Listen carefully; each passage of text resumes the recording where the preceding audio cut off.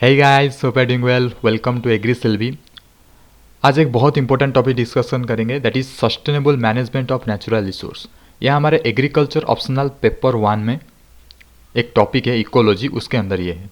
Okay, तो बहुत बार exam में पूछा गया है और आगे भी पूछेगा। सस्टेनेबल मैनेजमेंट, देखिए बहुत ज़्यादा कंट्रोवर्सी टॉपिक ये है। कहाँ से मटेरियल आप लाओगे, क्या लिखोगे, ये बहुत बड़ा चैलेंज है इस टॉपिक में। और इस टॉपिक में आपको डाइवर्स सोचना पड़ेगा। जैसे जैसे आगे बढ़ेंगे मैं आपको बताते चलूँगा।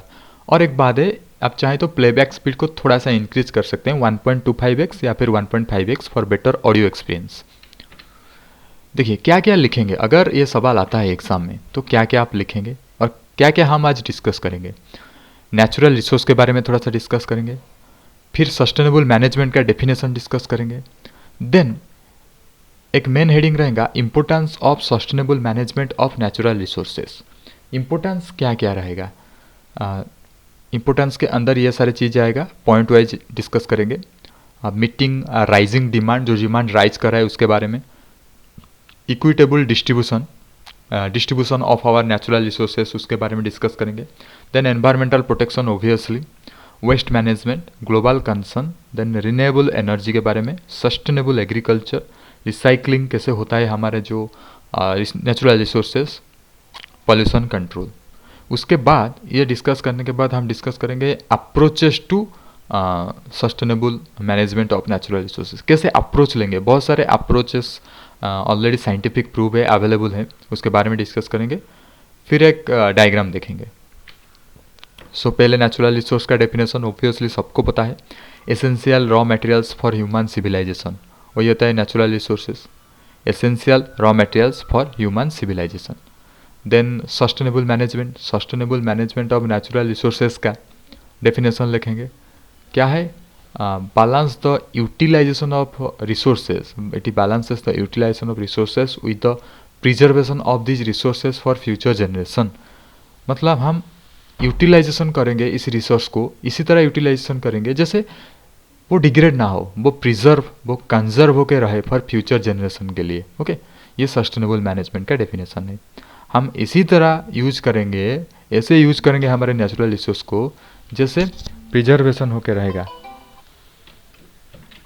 सो डेफिनेशन हो गया अभी नेचुरल रिसोर्स का, देन सस्टेनेबल मैनेजमेंट का। फिर देखेंगे इम्पोर्टेंस, क्या क्या इम्पोर्टेंस देखेंगे। जैसे कि मैंने बोला बहुत सारे पॉइंट्स से एक एक करके डिस्कस करेंगे। जैसे मीटिंग द राइजिंग डिमांड, देखिए जो पॉपुलेशन एक्सप्लोजन बहुत ही मतलब फास्ट तरीके से पॉपुलेशन एक्सप्लोजन हो रहा है, एक्सपोनेंशियल ग्रोथ आपको देखने को मिलेगा। वर्ल्ड में फर्स्ट जो पॉपुलेटेड कंट्री है वो इंडिया हो गया है अभी। तो पॉपुलेशन अगर एक्सप्लोजन होता है तो डिमांड तो इंक्रीज होगा, तो डिमांड अगर इंक्रीज होगा, उसी डिमांड को फुलफिल करने के लिए हमको नेचुरल रिसोर्स भी चाहिए। तो इसीलिए नेचुरल रिसोर्स को सस्टेनेबल मैनेज करना चाहिए, नहीं तो नेचुरल रिसोर्स एक दिन ख़त्म हो जाएगा क्योंकि ये लिमिटेड है ना। देन इक्विटेबल डिस्ट्रीब्यूशन, जो हमारे वाटर है, एक एग्जाम्पल के तरीके से आपको समझाता हूँ। हमारा एग्जाम्पल ले लीजिए वाटर। वाटर रिसोर्सेज इंडिया में वाइडली डिस्ट्रीब्यूटेड है पर यूनिफॉर्मली डिस्ट्रीब्यूटेड नहीं है। तो क्या है, जो मानसून है वहाँ से भी वाटर आता है, प्रेसिपिटेशन होता है। फिर जो हमारे इंडस, गंगा, इससे भी वाटर आता है। तो यूनिफॉर्मली डिस्ट्रीब्यूटेड नहीं है, इसीलिए सस्टेनेबल मैनेजमेंट का कंसेप्ट आता है। क्योंकि हम नेचुरल रिसोर्स को ऐसे यूटिलाइज करेंगे क्योंकि यूनिफॉर्मली डिस्ट्रीब्यूटेड करना चाहिए। ओके, तो जहाँ पे वाटर स्कैर्सिटी है वहाँ पे आपको वाटर देना है, जहाँ पे वाटर रिसोर्स बहुत ज़्यादा है उसमें थोड़ा सा लिमिटेड यूज करना है, वाटर को प्रिजर्व करना है। ओके, तो उसी तरह आप याद रख सकते हैं राइजिंग डिमांड को फुलफिल करने के लिए, देन डिस्ट्रीब्यूशन को यूनिफॉर्म करने के लिए। फिर एनवायरमेंटल प्रोटेक्शन, एनवायरमेंटल प्रोटेक्शन के लिए सस्टेनेबल मैनेजमेंट बहुत ज़्यादा इंपॉर्टेंट है एनवायरमेंटल प्रोटेक्शन के लिए। Then waste management, waste management के लिए भी बहुत ज़्यादा इंपॉर्टेंट है sustainable management. Then global concern, global concern international cooperation. आपको पता होगा कि सस्टेनेबल मैनेजमेंट हमारे जो 17 सस्टेनेबल डेवलपमेंट गोल्स है वहाँ पे भी आता है। तो इसीलिए इसको ग्लोबल कंसर्न की तरीके से लेना है। जैसे पेरिस क्लाइमेट एग्रीमेंट हो गया, कि COP25 हो गया, ये सब हम क्यों करते हैं? क्योंकि नेचुरल रिसोर्स को सस्टेनेबली कैसे मैनेज किया जाए, इसलिए हम करते हैं। रिन्यूएबल एनर्जी, इसके बारे में क्या बताऊँ? रिन्यूएबल एनर्जी एक स्टेप फॉरवर्ड है for sustainable management of energy. Then sustainable agriculture हम ऑलरेडी डिस्कस कर चुके हैं हमारे प्रीवियस वीडियो में, आप चाहे तो विजिट कर सकते हैं हमारे प्लेलिस्ट और वहाँ पे आप देख सकते हैं। देन रिसाइकलिंग ऑलरेडी डिस्कस कर सके हैं, पेपर, प्लास्टिक, मेटल्स, ये सारे के सारे रिसाइकलिंग करके हम सस्टेनेबल मैनेजमेंट कर सकते हैं। Then pollution control, okay.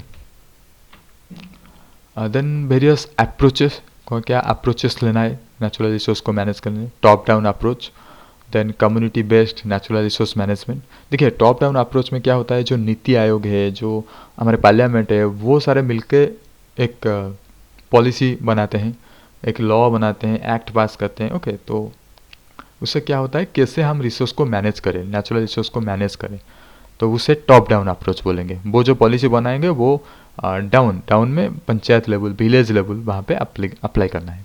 फिर community based natural resource management, मतलब एक कम्युनिटी रहेगा, एक लोकल कम्युनिटी, बहुत सारे मिलके एक फार्मलैंड को, एक नेचुरल रिसोर्स को कैसे मैनेज करेंगे, कैसे प्रोटेक्ट करेंगे। देन एडेप्टिव मैनेजमेंट, हमारे जो कल्चर है उसी में कैसे हम अडेप्ट करेंगे, कुछ डेली हैबिट ऐसे अडेप्ट कर सकते हैं, जैसे एनर्जी को कंजर्व करना, वाटर कंजर्व करना, ये सारे हम अडॉप्शन कर सकते हैं, ओके। पोल्यूशन को कम करना। देन प्रिकॉशनरी अप्रोच, हमारे नेचुरल रिसोर्स जैसे डिग्रेड होता है, आपको पता है बहुत सारे माइनिंग की वजह से, बहुत सारे पोल्यूशन की वजह से वो डिग्रेड होता है हमारा नेचुरल रिसोर्स। तो डिग्रेड होने से पहले हम क्या क्या प्रिकॉशनल मेजर ले सकते हैं, ओके, वो सारी चीज़ देखेंगे। जहाँ पे माइनिंग होगा पहले से उस एरिया को हम नोटिफाई कर सकते हैं, पहले से वहाँ पे जो हमारे वेजिटेशन है जो है उसको मतलब ट्रांसफ़र कर सकते हैं और कहाँ पे ग्रो कर सकते हैं, ओके। तो जैसे हमारे कैंपा फंड एक रेज किया जा रहा है, तो क्या हो रहा है, प्रिकॉशन मेजर, कहाँ पे भी अगर माइनिंग कर रहा है ना, तो वो एक फंड प्रोवाइड करेगा जिससे और किसी जगह पे अफॉरेस्टेशन किया जाएगा, रिफॉरेस्टेशन किया जाएगा। और एनवायरमेंटल इम्पैक्ट असेसमेंट भी होता है इसके अंदर, प्रिकॉशनरी अप्रोच के अंदर एनवायरमेंटल इम्पैक्ट असेसमेंट होता है। कोई भी प्रोजेक्ट हो गया, कोई भी इंडस्ट्रियल सेक्टर हो गया, तो उसको पहले EIA अप्रूव लेना पड़ेगा, एनवायरमेंटल इम्पैक्ट असेसमेंट से परमिशन लेना पड़ेगा कि जो इंडस्ट्री है वहाँ पे कोई भी पोल्यूशन नहीं है, जो जहाँ पे ये बनाया जा रहा है एनवायरनमेंट को कोई भी नुकसान नहीं है उसकी वजह से, तो ये एक अप्रूवल लेना पड़ता है, ये प्रिकॉशनरी अप्रोच में आएगा। फिर integrated natural resource management, natural resource management बहुत तरीके से हो सकता है, डिफरेंट वेज है उसका। सॉइल को मैनेज करना है, वाटर को मैनेज करना है, वाइल्ड लाइफ को मैनेज करना है, प्लांट्स को मैनेज करना है, ये सब आएगा नेचुरल रिसोर्स मैनेजमेंट के अंदर। The control of ecosystem and it's management with more control, तो ये सारे अप्रोचेस है NRM का अप्रोचेस। देन देख सकते हैं ये जो नेचुरल रिसोर्स मैनेजमेंट, इसका बहुत सारे मल्टी डायमेंशनल एंगल है, जैसे पॉलिसी मेकिंग कर सकते हैं, जो मैंने बताया कि टॉप डाउन अप्रोच, वहाँ पे क्या होता है, पॉलिसी मेकर्स बैठे हैं ना, वो लोग पॉलिसी फॉर्मुलेट करेंगे कैसे नेचुरल रिसोर्स को मैनेज कर सकते हैं। फिर innovative ideas, okay, adaptability, stake holder involvement, privatization बहुत इंपॉर्टेंट रोल प्ले करता है उस, legitimacy, then statistics and assessment of data. अगर डाटा नहीं होगा, स्टैटिस्टिक्स नहीं होगा, तो पता कैसे चलेगा कि हमारे एनवायरनमेंट डिग्रेड हो रहा है, हमारा नेचुरल रिसोर्सेज डिग्रेड हो रहा है। तो ये सब के लिए स्टैटिस्टिक असेसमेंट जरूरी है, जो इन्वायरमेंटल इम्पैक्ट असेसमेंट ना इसके अंदर आएगा। फिर नॉलेज गैप, जो हमारे ग्राउंड लेवल पे जो वर्कर काम कर रहे हैं और जो साइंटिस्ट है उनके बीच जो नॉलेज गैप है उसको फिल करना है कैसे, स्किल ट्रेनिंग, वोकेशनल ट्रेनिंग, ये सब देखें। Long term applicability, then public participation बहुत ज़्यादा ज़रूरी है। Economic feasibility and environmental conservation. So ये हमारा हो गया इकोलॉजी का second part, paper 1 agriculture optional. So please like and subscribe. Thank you for watching and हमारे सब्सक्राइब कर लीजिए चैनल को, ताकि सारे के सारे एग्रीकल्चर ऑप्शनल का वीडियो आपको टाइमली मिलता रहे। Thank you.